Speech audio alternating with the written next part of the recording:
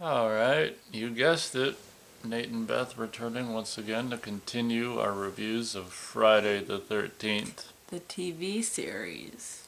In this case, what are we talking about, Beth? We just got done watching season 2, episode 13 by the name of. The Eye of Death. Mwahaha. So I think we both guessed what Eye of Horus. would be the cursed item, and Beth was wrong. No. Oh.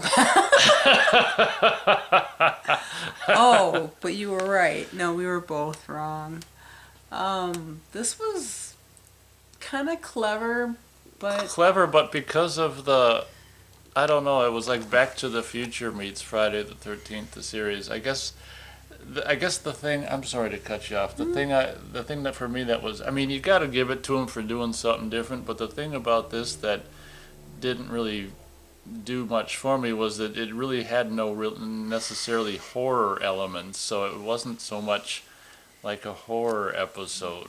So I guess I missed the horror element of yeah.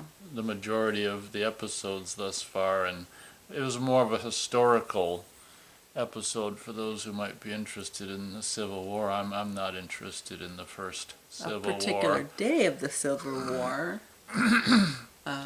Probably the day that Robert E. Lee broke his sword, if that's actually accurately done in history. But apparently this young entrepreneur, Black-haired, all black wearing guy. found out how to go back in time with the use of a magic lantern. So is that the cursed item? Or No. what is the cursed item? The lantern that was inside the projector. You mean slide? No. The lantern inside the projector. He lit it right before a death. So the thing that you light with the Or match. was it right before or right after? Yeah. Anyway. Like a lantern, like your Coleman lanterns. Okay. It's a magic lantern. But he put it, I guess it's inside of a projector, and it's just like a slideshow, and whatever the slide is showing, you can go into the slide and become part of that slice of time, but only for 3 hours. And what do you have to do to make it work? You gotta kill someone. So there's a lot of kills in this one. How many kills did we get? How many kills did we get? Oh, I'm so morbid. 7. Are they all broken necks?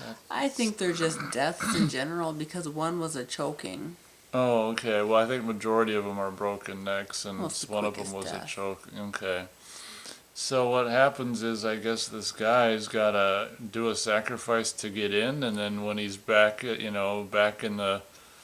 back there, he's got to do in the Civil War. He's got to do a sacrifice to get out. He basically just snaps necks. So the reason he's going back there is to get these, Civil War items. Mint condition items. Mint condition items. 'Cause Yeah, he's basically a taking day or them straight from the battlefield. a day or 2 or 3 or 4 days old from the Civil War, mint condition items, and he sells them at auction. So that's how he supports himself, and he's greedy. The more he sells, the more he wants, and the more he wants to get for each item. And he's like, well, let's see here, what could be the most I could get for an item? And the guy's like, what about General Lee's sword? Well, that's already hanging up in the such and such yada yada museum. Not And that one. not- That was a fake what one. about the one he broke in half when he refused to surrender or whatever? And Mm-hmm. I mean, we can only assume by the his story books that Mm-hmm.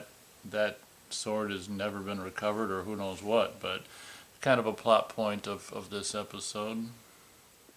So it's kind of fun how it's kind of they'll actually cut from Civil War era, because Oh. the guy goes back and forth like 3 times throughout the course of the episode, I want to say, and That's this- at least 6 of the kills. that's true. The second time he goes back, Ryan ends up going back with them, which is fun. So what'll happen, during the course of the episode, is you'll cut from the Civil War era with Ryan's goings on, and cut back to '88 with what Mickey and Marshak are doing, back to Civil War era, as if it's just 2 different spots in the city, but it's 2 different freaking centuries. So that was kind of fun, and it's easy to follow too. You don't get too wrapped up in one side. Too whatchamacallit. It's not very confusing. It's just back and forth and following the story. They do some fun things where they look into history books and see Ryan's picture taken, and As a then spy. as a Yankee spy from the North in Chicago, in case you couldn't understand what I said. And then later on in the episode, you see the picture taken. So I mean, they do fun, Back to the Future inspired things in this episode. But again, for me, the lack of the horror aspect. Well, you gotta give the last kill kind of some credit. Oh yeah, okay. Well, maybe Beth would like to describe it. Last death. The last death, which, obviously the bad guy is typically the last one to die, but he kind of died in a fun way. So somehow Mickey got pulled in. I didn't really catch how she got pulled in, and she must have followed him in on his, fifth or sixth kill? I wasn't counting.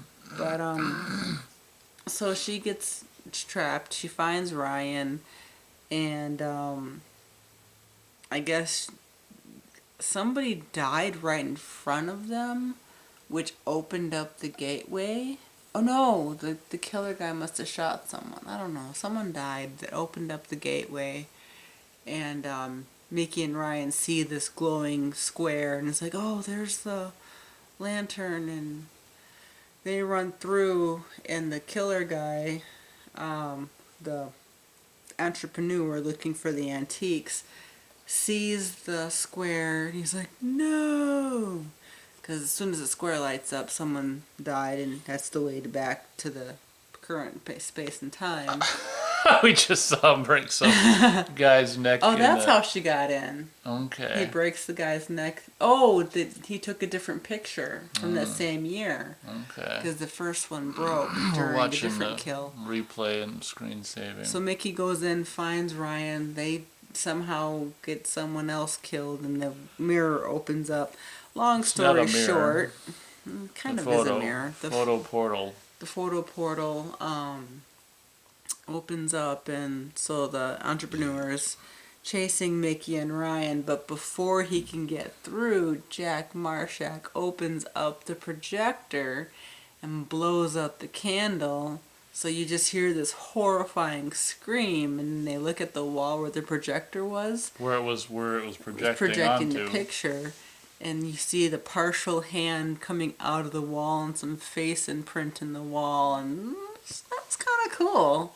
I think his left hand did come all the way through. Yeah, was it holding like an old pistol or something? And then his face, and then partial right hand coming through the plaster, and that was just like, wow, what a cool ending. That was kind of a cool ending. I have to give it some brownie points. That was a really cool idea for the ending of the episode.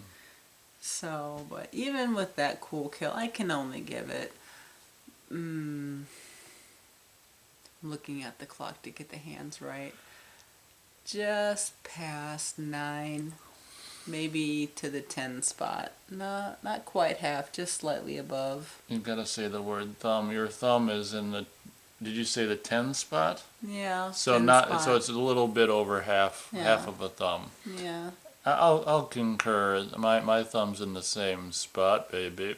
Ooh. So I'll keeping my thumb company. Yeah. They've done better episodes. I do like I'm not a war buff, not a history, not a Civil War buff, but they do a lot of good history.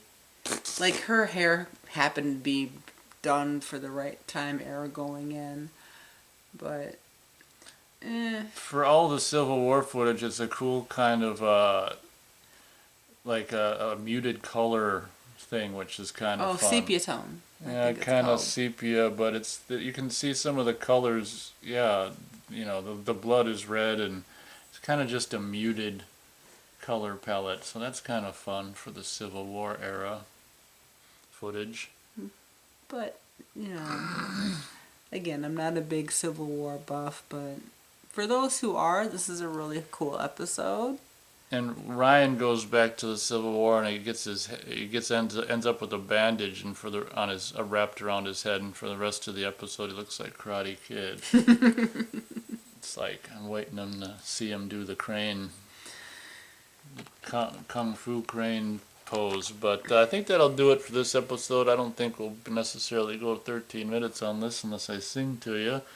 Beth's grabbing the DVD collection. What do we got to look forward to next and guess? Episode 14 is going to be Face of Evil. Well, that's pretty vague. I'm going to guess a mask. Like a Phantom of the Opera kind of mask. Yeah, I don't think I've got a guess. But the compact was never recovered, so it could have something to do with the compact. Yeah, I'll just guess some bust, some bust head of a, you know what I'm saying? Mm-hmm. You know how you've got a sculpture. Like the shoulders up bust? Yeah, some bust. Okay. Well, is this some kind of bust? Very impressive, yes. That's from Naked Gun 2.5, I think. They actually did that first on the TV show, Police Squad. Okay, are we talking about Friday the 13th or Police Squad? Both, okay. Yeah, we didn't quite make 13 minutes, kids, but I do hope you enjoyed listening. Until next week when we watch The Face of Evil. Thanks for joining us tonight. All right, everyone. Thanks for listening. We'll catch you on the next one.